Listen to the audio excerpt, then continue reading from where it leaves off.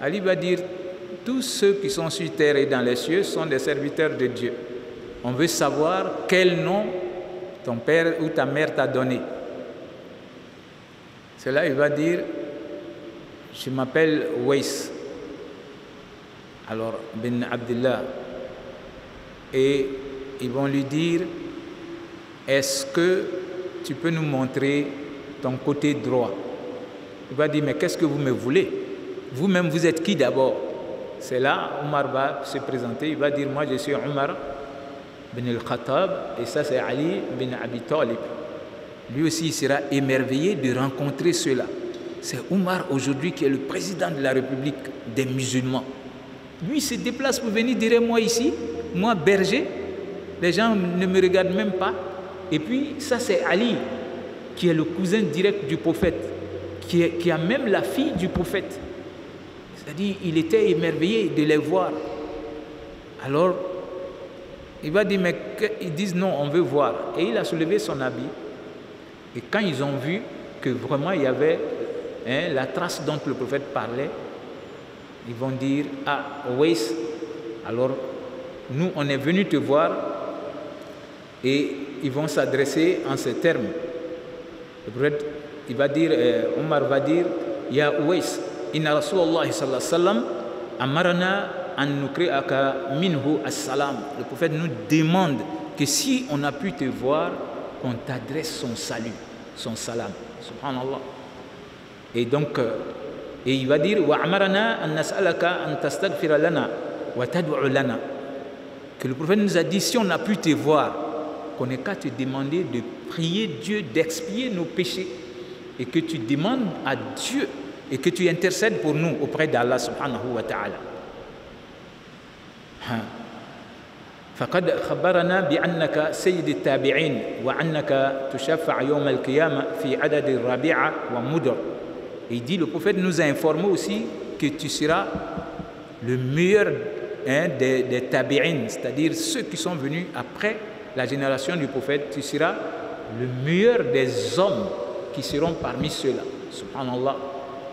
Et que le jour de la résurrection, toi tu vas intercéder pour Rabi'a, c'était une grande tribu, et pour Mudor, c'est toi qui vas demander à Dieu d'avoir pitié de ceux-là le jour de la résurrection.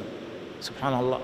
Et voilà quelqu'un que les gens ne considèrent pas, et voilà qu'ils vont lui dire même que le prophète nous a dit, tu n'as pas pu venir le rencontrer parce que tu t'occupais de ta maman. Parce que tu t'occupais de ta maman, c'est ce qui t'a empêché à venir.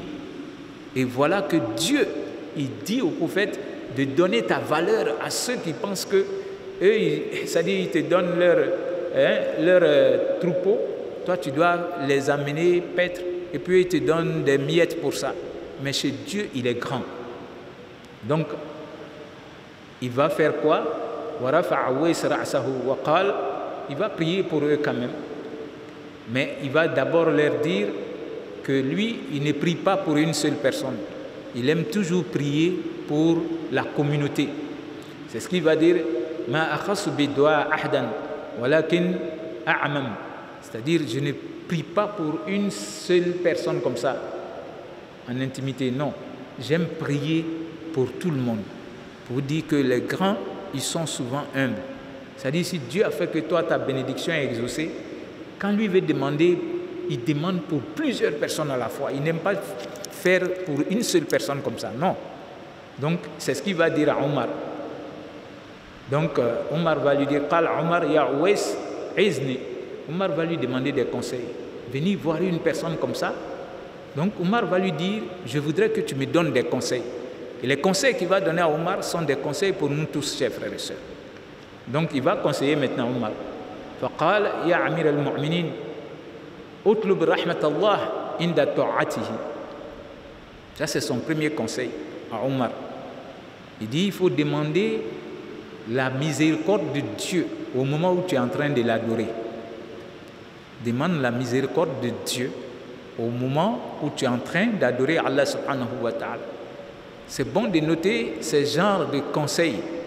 Ça veut dire que quand tu es en train de faire quelque chose qui plaît à Dieu, c'est en ce moment-là que toi aussi tu demandes à Allah subhanahu wa ta'ala sa miséricorde pour toi. Je l'ai déjà dit, ça c'est une assise où on est en train de parler de Dieu. Mais tu peux être assis, tu as des soucis, c'est maintenant qu'il faut évoquer Dieu et dire Seigneur, moi je suis venu ici, pas pour plaire à qui que ce soit. Je suis venu pour écouter ta parole, mais tu connais mon problème mieux que moi. Seigneur, j'ai tel souci. Aide-moi à résoudre mon problème. Donne-moi la solution au problème que moi j'ai. Je n'ai pas encore eu la solution, mais me voici assis dans cette assise de Coran pour écouter. Alors Seigneur, donne-moi la solution. Donc, ça peut être au moment où tu es venu t'asseoir dans la mosquée pour attendre la prière. Ça peut être, tu es allé rendre visite à quelqu'un qui est pauvre et qui a besoin de ton aide. Au moment où tu es assis là-bas, cette démarche-là plaît à Dieu. Donc tu es en train de faire ce qui plaît à Dieu. C'est en ce moment-là qu'il faut demander la miséricorde de Dieu. Si tu es quelqu'un qui a un cœur dur, il y a des gens qui te disent ça. Ah, moi, il ne sait pas pardonner. Mais tu es assis ici, là, il faut demander à Dieu. Seigneur, je suis venu écouter ta parole. À cause de cela, parce que j'ai un cœur qui a pitié. Donc, c'est où est-ce qu'il le dit? Il faut demander la clémence de Dieu au moment où tu es en train d'adorer Dieu. Il dit il faut craindre le courroux de Dieu au moment où tu es en train de transgresser ses lois aussi. Au moment où tu es en train de commettre les péchés, il faut te dire que Dieu peut te laisser en train de commettre les péchés et te laisser mourir. Combien de fois on a vu ça, chers frères et sœurs?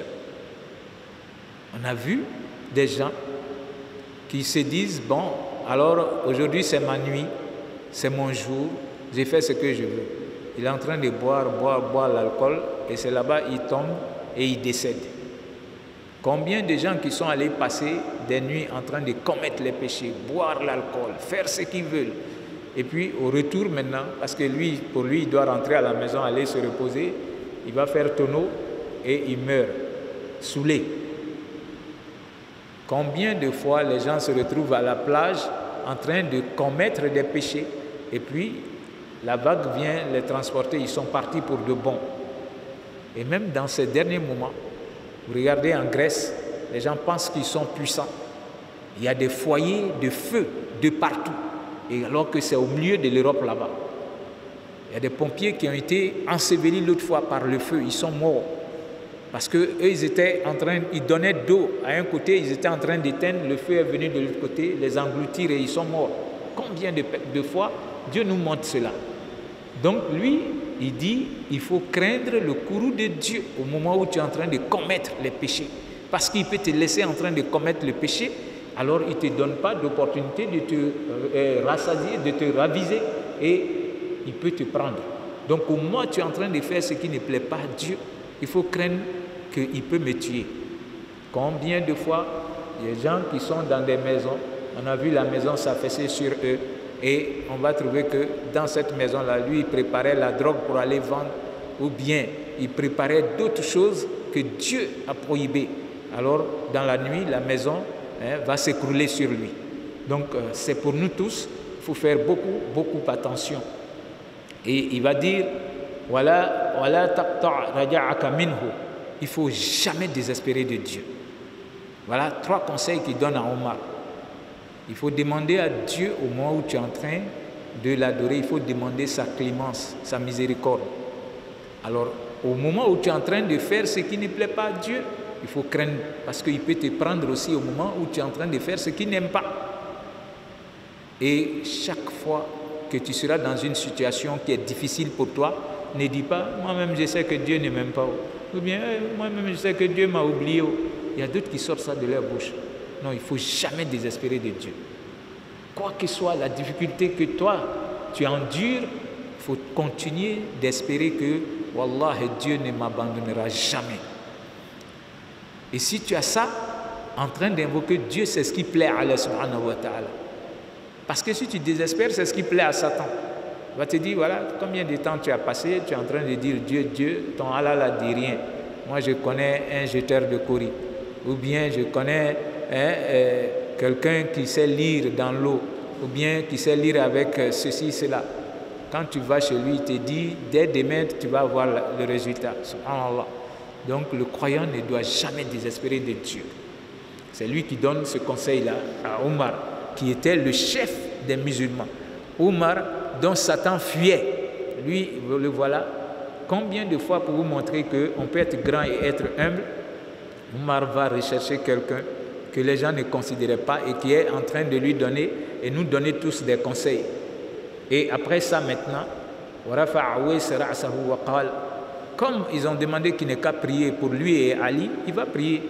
Il va dire Allahumma inna hazaini yazkurani annahuma yuhibbani fika wa qad ra'awni faghfir lahuma wa adkhilhuma fi shafa'ati nabiyyina Muhammad sallallahu alayhi wa sallam. Il va dire Seigneur, il va lever les yeux et il va s'adresser à Dieu. Il va dire Seigneur, ces deux personnes qui sont venues, ils disent qu'ils m'aiment à cause de toi. Wallah, on doit s'aimer à cause de Dieu, chers frères et sœurs. Parce que si vous vous aimez à cause de Dieu, cet amour-là va vous faire entrer au paradis. Il faut s'aimer à cause de Dieu. Ceux qui viennent prier ensemble, ceux qui viennent suivre les tafsirs ensemble, il faut s'aimer à cause de Dieu. Et jusqu'à le prophète va nous dire, si vous aimez quelqu'un à cause de Dieu, il faut le lui dire. Il faut dire, je t'aime à cause d'Allah.